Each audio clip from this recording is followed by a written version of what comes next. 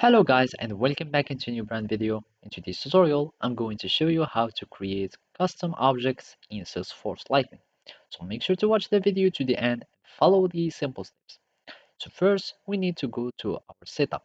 To do so, we go to this icon here, we click on it, we will have the setup menu that appears. We click on setup. After that, we need just to go to the object manager. If you do not find it here, just go to the quick find and type object manager. So in the object manager, you will need just to go here, and here we will find another button called create. From this menu, we can create a custom object.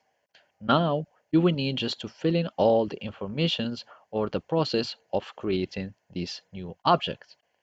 We give it a label. Of course, you will need to label your object something. So new object, and here we will have some plural.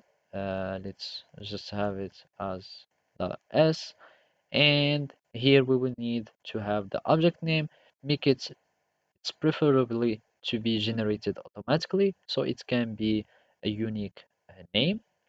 Here you can give it a description to describe your object. And of course, those are the record names and the data type of these objects. You can have these optional features if you want to allow reporting on these objects, etc. etc. After that, you will need just to click on save, and now you have in your own new object that has been created. If you want to edit it, you click on edit. If you want to delete the object, you will need just to delete the object. So basically, this is how you can do it. Thank you for watching and see you next time.